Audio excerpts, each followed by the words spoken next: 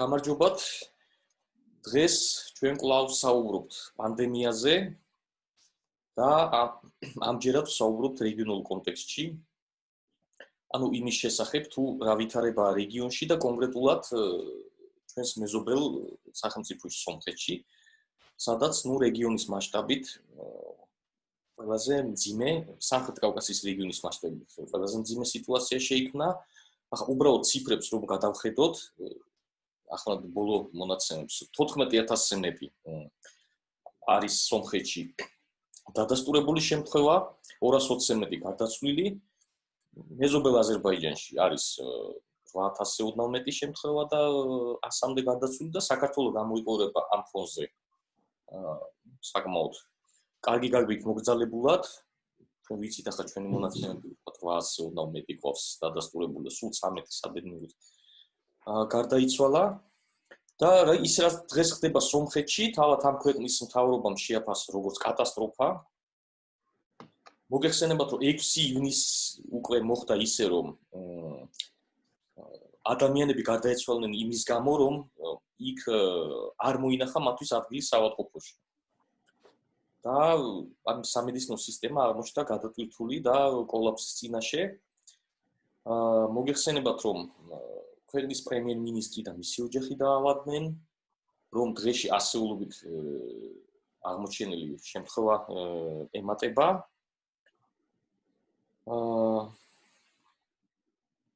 და ბატონ ვახტანგს მინდა მიმართო პირველ რიგში. ანუ რა არის მთავარი მიზეზი, რომ რეგიონის მასშტაბით, ერთი რეგიონის მასშტაბით ამ ქვეყნებში და კონკრეტულად ამ ჩვენსა და სომხეთს შორის არის ასეთი სხვაობა. ეს მოგეხსენებათ, სომხეთის ჯანდაცვის მინისტრის განცხადება იყო იმაზე, რომ თქვა საქართველები რაღაცას ვერ ანგარიშობენ სწორად. და დღეს ჩვენ საუბრობთ ექსპერტებთან, ბატონი ვახტანგ კალოიანი, ანესთეზიოლოგთა და კრიტიკული მედიცინას ასოციაციის თავმჯდომარე და ჩემი კოლეგა ივა შილაკაძე, რომელიც დიდხანს მუშაობდა მედიაში, არის არმენოლოგიის სპეციალისტი სომხეთის საკითხებში. და ბატონ ვახტანგს დაუსვამ პირველ რიგში ამ კითხვას, რა თქმა უნდა, რა არის მთავარი მიზეზი ამ სხვაობის, რასაც დღეს უყურებთ. ძირითადი განმასხვავებელი, მოგესალმებით, დიდი მადლობა მოწვევისთვის და საინტერესო საუბრისთვის. მთავარი განსხვავება, რაც არის ჩვენს და რეგიონის სხვა ქვეყნებს შორის, ეს გახლავთ ის იზოლაციის ღონისძიებები, რაც ჩვენ გავატარეთ სხვა ქვეყნებთან შედარებით უფრო ადრე და მეტად აგრესიულად.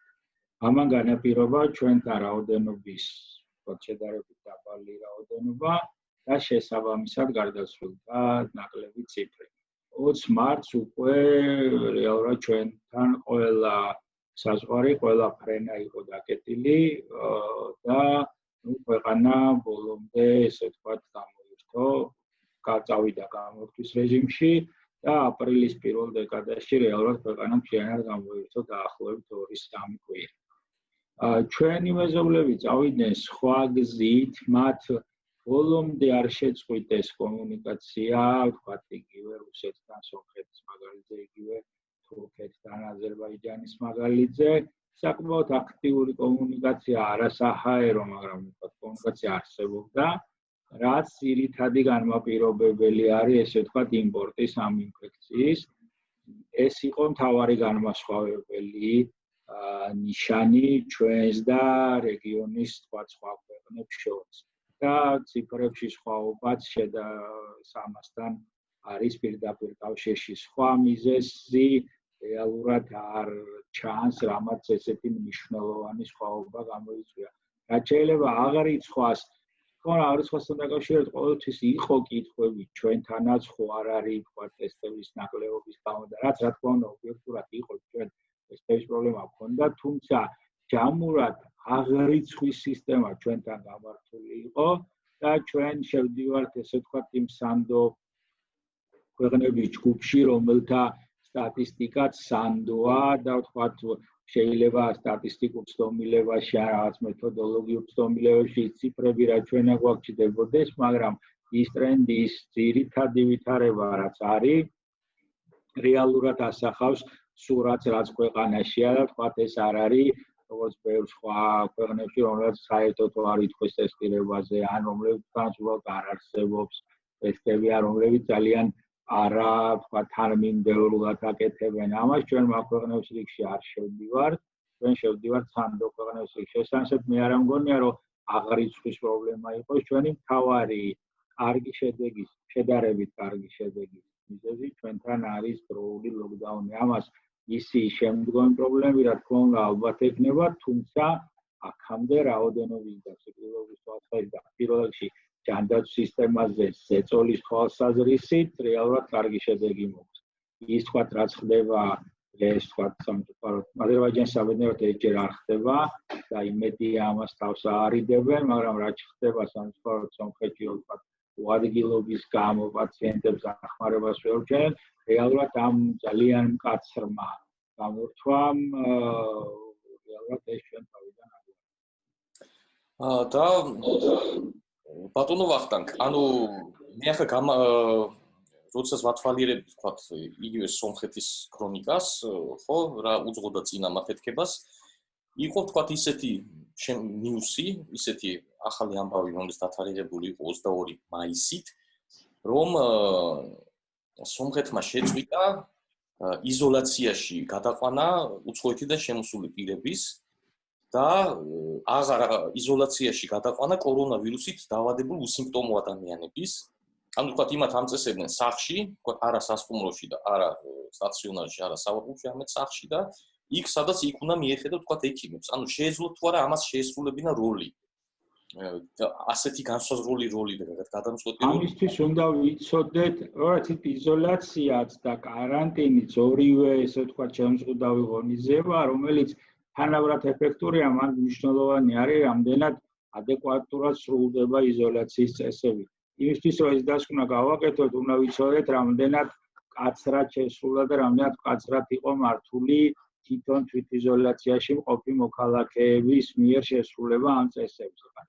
თუ ვთქვათ ჩვენს რაღაცა საერთო საბჭოთა წარსულს გავითვალისწინებთ შესაბამისი რისკებით, უნდა ვივარაუდოთ, რომ გარკვეული ხარვეზები ამ მიმართულებით, თუმცა რთულია ამაზე მსჯელობა ეხლა ეს შორიდან, როცა სრულყოფილი ინფორმაცია მაინც არ არის. მე მაინც მგონია, რომ ძირითადი განსხვავება ჩვენ შორის არის მაინც წოდებული ლოკდაუნის სიმძაფრეში. ჩვენ მივახციეთ თითქმის 80%-იან დაშორიშორებას, ვთქვათ, სოციალურ ფიზიკური დისტანცირების, რაც სომხეთში თუ არ ვწდები 50% ფარგლებში იყო მაქსიმალური ციფრი, ესე ვთქვათ. იმის შემდეგ შეზღუდვების მოხსნა ყოველთვის გაზრდილ რისკებთან არის დაკავშირებული. ისე ძლიერი ქვეყნებიც კი, როგორც ვთქვათ, ავსტრია, გერმანია, ვთქვათ, ჩრდილოეთ ევროპის ბევრი ქვეყანა, არა შვედეთი, რომელიც სხვა გზით წავიდა, რეალურად ახერხებს ამ პაციენტების მოვლას, იმიტომ რომ მას ძალიან ძლიერი გამართული სისტემა აქვს. სომხეთის ჯანდაცვის სისტემა ჩვენს მსგავსად საკმაოდ პრობლემურია, როგორც საწოლების რაოდენობის მხრივ, ისე ინფრასტრუქტურის მხრივ, ისე ვთქვათ კვალიფიკაციის მხრივ, ანუ დაახლოებით ერთი და იგივე სხვადასხვა შეიძლება ინტენსივობით, მაგრამ ტიპი პრობლემების დაახლოებით ერთი და იგივე. ამიტომ პრობლემური ჯანდაცვის სისტემის პირობებში ეს იზოლირება კიდევ უფრო დიდ როლს თამაშობს და კიდევ უფრო მნიშვნელოვანია და შესაბამისად ამანაც ანუ არადროული იზოლირება არასრული ერთი და ამ ფონზე იზოლაციის მოხსნა და ასე ვთქვათ შემცირება რეგულაციების ძალიან სახიფათო ნაზავია. მე მგონი ეს მოუვიდა ჩვენს მეზობლებს. ანუ პრინციპში იქ მოხსნეს ძირითადი შეზღუდვები. აი მაგასთან დაკავშირებით აი ბატონ ივას მინდა ვკითხო.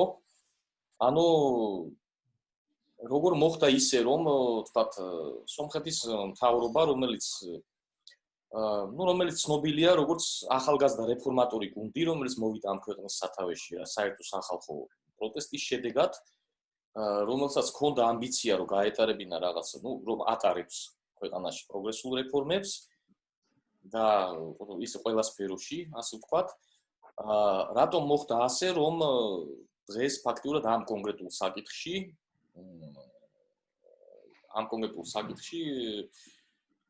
მთავრობამ ასეთი დაუშვა, ვთქვათ, ასეთი შემთხვევა, რომ ასეთი აფეთქება ქვეყანაში. ეს ალბათ მაინც მთლიანობაში გამარჯობა. მთლიანობაში ეს მაინც არის დაკავშირებული კადრების არაპროფესიონალიზმთან. არა მარტო სამედიცინო სფეროში აკრიტიკებენ ფაშინიანის ახალმთავრობას ამ მიმართულებით. დენადობაც საკმაოდ აქტიურია.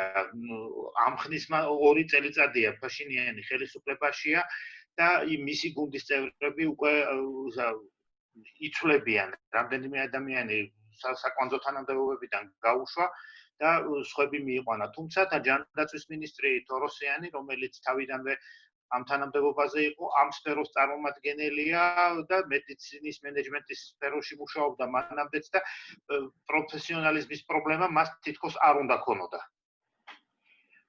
შეიძლება, მთლიანობაში მანდ იყო, როგორც ვარაუდობენ, ეს ლოკდაუნის გვიან გამოცხადება ეკონომიკის გადარჩენის ცდელობა იყო ეს თუ ის რასაც აბრალებენ ფაშინიანს და მის გუნდს რომ არ ეგონათ ცოტა უდარდელად მოეკიდნენ ასეთი საფრთხე თავიდან ზოდ ვერ გააცნობიერეს და მე უკვე როდესაც ეს რამდენიმე კლასტერი შეიქმნა მე ამის მართვა უკვე გაჭირდა. ანუ გაიქცა ასე ვთქვათ თავიდანვე. გაიქცა თვითონ ჯანდაცვის სისტემას და უკვე ამ ხელა პაციენტების მოვლის თვალსაზრისით მაინდა-მაინც დიდი უკმაყოფილება სომხეთში მთავრობის მიმართ არ ჩანს. მიაჩნიათ რომ ეს მოხდა ესე რაც მოხდა მოუვიდა სომხეთსაც ისე როგორც ბევრ სხვა ქვეყანას მოუვიდა და ის ავადმყოფების რიცხვი დაახლოებითი შეფასებით თვითონ ფაშინიანმა თქვა რომ 100,000-მდე შეიძლება იყოს უსიმპტომოების ჩათვლის ვისთვისაც აქვს ჩაუტარებიათ ტესტირება დაახლოებით 73,000 ტესტია ჩატარებული. აქედან დადასტურებული როგორც თქვენ უკვე თქვით 14,000-ზე ცოტა მეტია. მაგრამ სიკვდილიანობა პრინციპში არც ისე მაღალია ბევრ სხვა ქვეყანასთან შედარებით. სადღაც 2%-ის ფარგლებში მერყეობს. შესაბამისად, მეტნაკლებად ჯანდაცვის სისტემა უმკლავდება ავადმყოფებს. უბრალოდ ამ ბოლო პერიოდში ივნისში უკვე შეიქმნა ეს როდესაც უკვე 10,000-საც და ეს რომ ტესტების და იმჩხირების ნაკლებობა, საწოლების ნაკლებობა და ამას ახლა სხვა საავადმყოფოებისში რაღაცა მობილიზაციის საშუალებით ნელ-ნელა აგვარებენ. თუ არ გაიზარდა კიდევ, ალბათ ამასაც როგორღაც მიხედავენ, მაგრამ თავარი პრობლემა ალბათ იყო ის სწორედ დასაწყისში, როგორც ბატონმა ვახტანგმა თქვა, რომ ცოტა გვიან გამოცხადებული ლოკდაუნი და ცოტა ესეთი ნაკლებად ხილი დამოკიდებულება. მაგრამ რა მინდა ჩაგეკითხოთ აქ. თვითონ ფაშინიანი თავის განცხადებებში ის ფაქტობრივად ერთი მხრივ მოსახლეობას აკისრებს პასუხისგებლობას, ეუბნება რომ თქვენ თვითონ დაიცავით, თქვენ თვითონ მიხედეთ დისტანციას, წესებს, ასე ვთქვათ, უსაფრთხოებას, ხო? და მეორე მხრივ ახლა იმ კაცის შეზღუდვების დაბრუნებაზე არავინ არ ფიქრობს, ასე ვთქვათ, მთავრობა.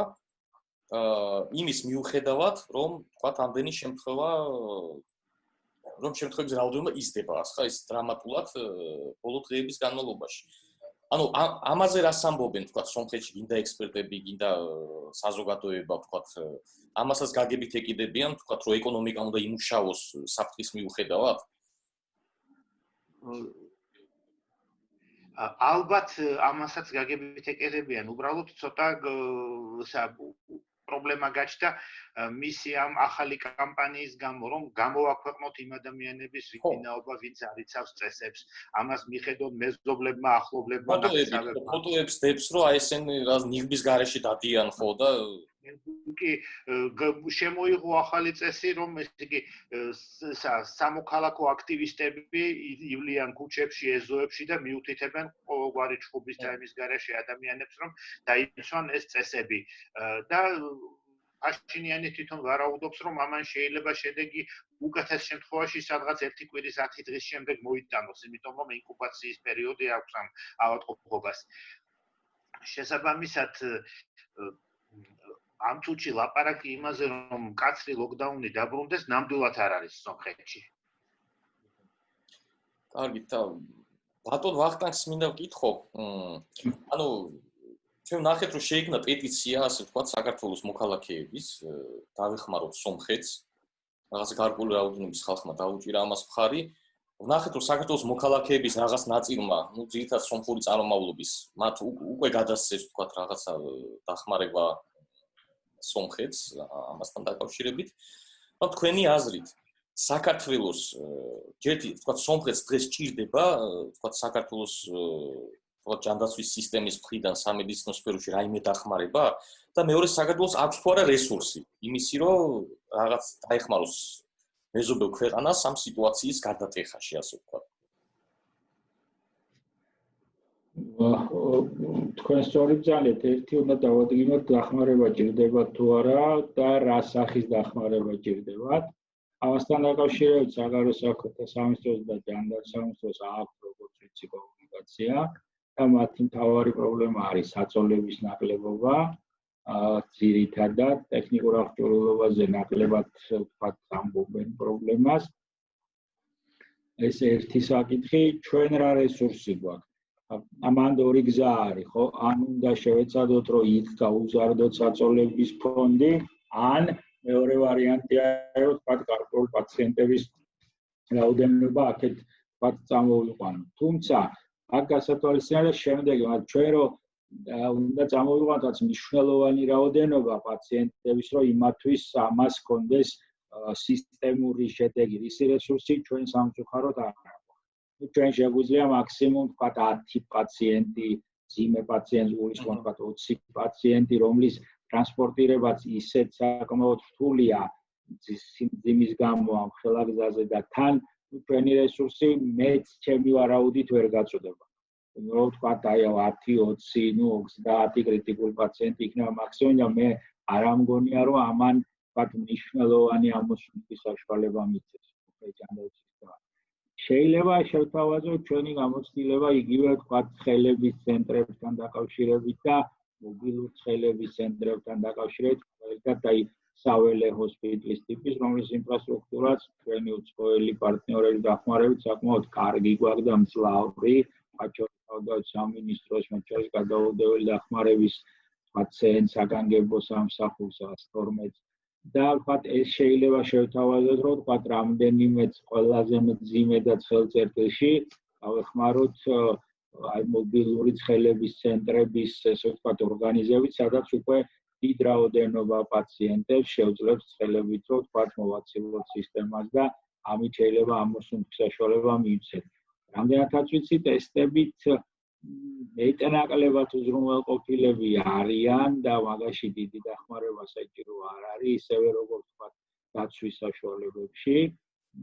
ყველაზე დიდი პრობლემა ეს არის, თუმცა გითხავთ, ეს უნდა იყოს ძალიან კოორდინირებული სახელმწიფოებს შორის, იმიტომ რომ ეს ვთქვათ რაღაცა სპონტანურმა ინიციატივებმა ეგედრო შეიძლება პირიქით გააფუჭოს ძალიან ვითარება და არიოს ვთქვათ დაძაბულობა შექმნას უილად და ეს შემდეგ. ამიტომ მე მგონია რომ ეს კოორდინაციაში უნდა მოხდეს და ჩემი ვარაუდი არის რომ მე შევთავაზებდი, ვთქვათ ჩემი ნება რომ იყოს სახელმწიფოს მხრიდან, მე შევთავაზებდი ვთქვათ აი მობილური ხელების ცენტრების მოწყობაში, ვთქვათ ჩვენს ტექნიკურ დახმარებას, სადაც ერთი არ რამდენიმე ადამიანი საკმარისი იქნებოდა ამის ორგანიზებისთვის, ჩვენი დიდი რაოდენობა პერსონალიც არ იქნებოდა ჩართული და მათთვისაც მნიშვნელოვანი დახმარება იქნებოდა. ეს იგივე ვთქვათ სუნთქვის აპარატები, რაც სათვის თომომ გადასცა როგორც ჩვენთვის ნორმალია, რა თქმა უნდა შეღავათი იქნება, თუმცა მან მნიშვნელოვანი არის თვითონ რესურსის არსებობა საავადმყოფოში. გასაგებია. ბატონო ივა, ამასთანავ მე წავიკითხე ეს პუბლიკაცია რუსულად გამოთარგმნილი სომხური გამოცემა არავოტიდან, სადაც საკმაოდ დეტალურად იყო გაანალიზებული, ვთქვათ, სომხეთის შემთხვევა ყველა სხვადასხვა ფაქტორების გათვალისწინებით და მათ შორის იყო საუბარი იმაზე, რომ სომხური საზოგადოება განკუთვნილად მოწყვლადი აღმოჩნდა დეზინფორმაციის წინაშე. ანუ ნახსენები იყო ის, რომ თქვა რუსეთში გამოკითხვები თქვა მე-13-ს გამოკითხულთა არ სჯეროდა მაგათ ვირუსის არსებობის. და შესაბამისად ართუდნენ ალბათ ხავს ვალდებულოთ რაღაც უსაფრთხოების წესები დაეწოთ და რომ თქვა ის სომხეთის მოქალაქეთა საკმაოდ დიდი ნაწილი, რომელიც მოგზაურობს ან ცხოვრობს ან შრომით რაღაც მიგრაციაში მიმოსვლაში იმყოფება რუსეთთან, თქვა მათ რაღაცა დოზით ესენი თქვა წამოეგნენ ამ რაღაც სადეზინფორმაციო კამპანიებს, რომელიც ამ პანდემიის დასაწყისში საკმაოდ ვრცელდებოდა მსგავსი ცნობები. თქვენი აზრით, ანუ ამან თუ შეასრულა რამე როლი? ალბათ შეასრულა, იმიტომ რომ დეზინფორმაციის მიმართ მოწყვლადობა ახლაც იგრძნობა. ის რაც მეტნაკლებად ყველა ქვეყანაშია თვით განვითარებულ დიდ ბრიტანეთში, რომ ხალხის ნაწილი აყვა ამ შეთქმულების თეორიებს და 5G ტექნოლოგიის ანტენების დაკვრა და ეს ამ პირობებში სომხეთში არის მედია საშუალებები, რომლებიც ამ შეთქმულების თეორიებზე დიდ კარგად მუშაობენ. რა თქმა უნდა, რუსეთთან მიმოსვლა მათი ძალიან აქტიურია. შესაბამისად, შეეძლო ამ ფაქტორსაც გარკვეული როლის შესრულება. იმიტომ რომ თვითონ რუსეთმაც ხომ ძალიან დააგვიანა რეაგირება ამ პანდემიაზე. პრინციპში საქართველოსაც შიც არ უჩივით ახლა დეზინფორმაციის ნაკლებობას ახლა სოციალურ ქსელებშიც რაც არ უნდა შევიდეთ, ყველგან ხვდება ხო ეს რაღაც გინდა 5G და გინდა Bill Gates-ი, მაგრამ უბრალოდ მაინც რუსულ საინფორმაციო სივრცეზე რო არ ვართ იმ დონეზე მიბმული, შეიძლება რაღაცა იმ დონეზე ნამდვილად არ ვართ მიბმული როგორც სომხეთი. ხო, აი რაღაცა სხვაობას, ახლა მე როგორც ახლა ამ სფეროში მომუშავე ადამიანის სხვაობას ამაშიც ხედავ. კი, აი სომხეთში უკვე ისეთი ისინი ჩდება სხვა საქმეა, რამდენად გავლენიანი არიან ეს ძალები, მაგრამ ის ყოფილი პოლიტიკური ძალა აქ ღიად პრორუსულია. ამ ახალ ხელისუფლებას სწორედ ამ დაბალანსებული პოლიტიკის გატარებაში და საგარეო პოლიტიკური ორიენტირების მორყევაშიც კი ადანაშაულებენ და მოითხოვენ ამ ხელისუფლებისგან ფაქტიურად რუსული ანტიკრიზისული გეგმის გადმოღებას. ანუ რესპუბლიკურ პარტიაზეა საუბარი თუ რომელ ძალაზე? არა, ეს სხვები ამბობენ ამას ღიად, მაგრამ იგივე რესპუბლიკური პარტია ფაქტიურად მიუხედავად იმისა, რომ პარლამენტში წარმოდგენილი არ არის, რეალურად მთავარი ოპოზიციური ძალაა, იმიტომ რომ მათ ხელთ არის უამრავი მედია საშუალება და ფინანსები. და რუსულ ანტიკრიზისულ გეგმაში რა იგულისხმება ახლა მათი მხრიდან? ბატონო?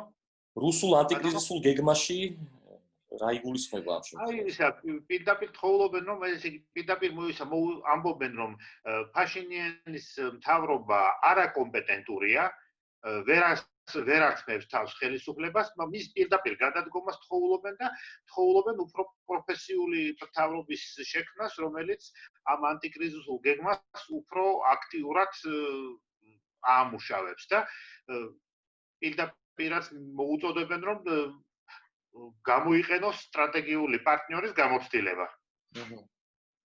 გასაგებია. ბატონო ვახტანგ, თქვენი აზრით, აი ამ სიტუაციაში, რაც რეგიონში არის შექმნილი, სომხეთში, გინდა აზერბაიჯანში, ვთქვათ, როდისთვის შეიძლება სავარაუდოდ ველოდოთ, რომ ვთქვათ, საზღვრები გაიხსნება, ან თუნდაც საუბარი რომ დავიწყოთ იმაზე, რომ საზღვარი გაიხსნას და მიმოსვლა გაიხსნას. როდისთვის იქნება ეს შესაძლებელი? ეს არის ყველაზე ცუდი ზეგავლენა, რაც შეუძლია ამ კრიზისმა მეზობელ ქვეყნებში მოახდინოს ჩვენთან, მოასწრათ ისინი ჩვენი ტურიზმის ძირითადი ერთ-ერთი მნიშვნელოვანი მომხმარებლები არიან, ვთქვათ ირანთან და რუსეთთან ერთად. სამწუხაროდ ამ ეპიდემიოლოგიურ ვითარებაში ეხლა ძალიან სახიფათოა რამე ვთქვათ კავშირების გაფართოება მაგ მიმართულებით თუ ყველაფერი კარგად წავიდა ჩემი აზრით შემოდგომამდე შეუძლებელი თუ ყველაფერი კარგად წავიდა ხალხს უსვავდა ვთქვათ აი ესეთი დრამატული ვითარება ჯოჯოხეთში არ გადავიდა და შეძლეს მეზობლებმა სიტუაციის კონტროლში აზერბაიჯანს ეს შედარებით ნაკლებად ემუქრება ყველაზე რთული ვითარება მაინც უფრო სომხეთშია თუ იმედია ძალიან დიდი იმედია რომ ისინი შეძლებენ ამ ვითარების გაკონტროლებას და ეს არ გახდება უკონტროლო და არ გახდება 100,000-ები სადაც უკვე კატასტროფა დაიწყება სრული ამ შემთხვევაში მე მგონია რომ შემოდგომამდე ჩვენ დიდი კომუნიკაციის რესურსი მათთან არ აქვს. გასაგებია. და ბატონო ვახტანგ კითხავთ თქვენი აზრით მთავარი გაკვეთილი და დასკვნა სომხეთში ვთქვათ შექმნილი სიტუაციიდან ჩვენთვის საქართველოსთვის რა არის? ითქვა უკვე მაგალითად რომ თურმე თქვენ ბრძანეთ რომ ლოკდაუნი და დროული каранტინი საჭიროა. Че დღესაც ბევრი ყავს საქართველოში каранტინის პრინციპული მოწინააღმდეგე ადამიანი, ვთქვათ, ხო? რაიმე კიდე დასკვნა თუ შეგვიძლია ჩვენ გამოვიტანოთ ამ სიტუაციიდან. ეს არის ერთი დასკვნა და მეორე დასკვნა ბრძანეთ აბსოლუტურად სწორად და მეორე მნიშვნელოვანი დასკვნა არის თვითონ საზოგადოების დამოკიდებულება პანდემიასთან. რა თქმა უნდა, არის საკმაოდ აქტიური, გავლენიანი და ვერ ვიტყვი რომ არაკვალიფიციური ჯგუფები, რომლებიც კატეგორიული წინააღმდეგები არიან, ვთქვათ, ესაც ამ კაცრი ლოკდაუნის, მაგრამ საბოლოო ჯამში ქართულმა საზოგადოებამ მიიღო ის შემოთავაზებული წესები, რაც ვთქვათ, თავრობა მაშინ შემოგვთავაზა, ვთქვათ, პრეტენზია მე რაც ჰქონდა მაგალითად იყო ის, რომ ამისი ლოგისტიკა არ ხდებოდა თავიდან გამართულად და საკმაოდ დიდი ხარვეზები იყო, თუმცა საზოგადოებამ მაინც საბოლოო ჯამში ეს თამაშის წესები მიიღო და მეტნაკლები წარმატებით მან ეს კარგად შეასრულა. ეს არის მეორე მნიშვნელოვანი წესი. როცა იცით როგორ არის ამ პანდემიამ მსოფლიოშიც გააჩინა ძალიან კარგი ველი და ფანტასტიკური საფუძველი, ესე ვთქვათ, არც თუ მთლად პატიოსან მეცნიერებას, პოლიტიკურ ჯგუფებს, რომლებიც манипулировდნენ არასრულყოფილი ინფორმაციით, манипулировდნენ იმ ცოდნით, ვთქვათ, იმ ცოდნის დეფიციტით, რაც იყო და არის სამწუხაროდ მედიცინაში ამ ვირუსთან მიმართებაში. მაგრამ არც ერთი ქვეყანა რეალურად, ყველა ქვეყანა დაისაჯა, რომელმაც ელემენტარული ეპიდემიოლოგიის წესები და კანონები უბულებელყო და ვთქვათ, გარკვეული ბრიტანეთის მაგალითი დაიწყეს სხვა სტრატეგი და იძულებული გახდნენ. ის კლასიკური განმარტებები, ინფიცირების კოეფიციენტი, გავრცელება, ჯაჭვების გაწყვეტა და ესე შემდეგ ეს კვლავ ძალაშია და ამ წესების მიდევნება აუცილებელია და პოლიტიკური იქნება ეს თუ ეკონომიკური კონიუნქტურით ამისი ვთქვათ შეცვლა და ბალანსება ან გამართლება ყოველთვის წამგებიანია ხოლმე, მე ბოლოს აღარც ეკონომიკა ესე გვჩება ხოლმე ხელში და აღარც ვთქვათ ჯანმრთელობის სისტემა. ამიტომ მე მგონია რომ მთავარი გაკვეთილი არის ის, რომ კლასიკური მედიცინის ეპიდემიოლოგიის წესები არ უნდა დაირღვეს. ის რომ ვირუსულ ინფექციას ყველაზე კარგად ებრძვის იზოლაცია, ეს კაცობრიობა მე მგონი იცის უკვე ბევრი 1000 წელია. და ეს გაზომვადია, როგორ უნდა მოხდეს ეს იზოლაცია, როგორ უნდა გაწყდეს ჯაჭვი, რა ინფიცირების კოეფიციენტზე უნდა მოახდინოს შემცირება, ვთქვათ, ამ შეზღუდვების. ამ წესების დაცვა არის და მისი პოლიტიკური კონიუნქტურისგან დაცლა არის ძალიან მნიშვნელოვანი. მაგალითად, ჩვენ ექვსკვირიანი გეგმა, რომელიც იყო გახსნის, უცებ გავხადეთ ერთკვირიანი, რამაც გარკვეული რისკების დასთან დაკავშირებით რაოდენობის გააჩინა და მერე ისევ თქვათ მოგვიწია ამ გეგმის კორექტირება და ცოტა ისევ გავწელეთ დროში. ამიტომ წესები, რომელიც არის ცნობილი და დადგენილი, ისეთ სამწუხაროდ ძალიან ცოტა წესებია და ძალიან ცოტა დადგენილი ფაქტია მედიცინაში, მაგრამ ის რაც არის, იმის უგულოყოფა არ არის. ეს არის მეორე მთავარი გაკვეთილი, რაც ვთქვათ, არა მარტო ჩვენ ზოგადად კაცობრიობას ასწავლა ამ ვირუსს.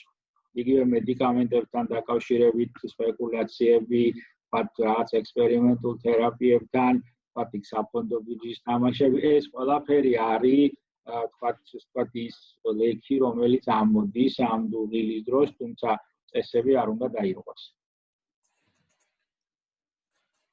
კარგით, ძალიან დიდი მადლობა. აი, დროც იწურება უკვე, სამწუხაროდ. ძალიან დიდი მადლობა. საინტერესო და მომწურავი საუბრისთვის.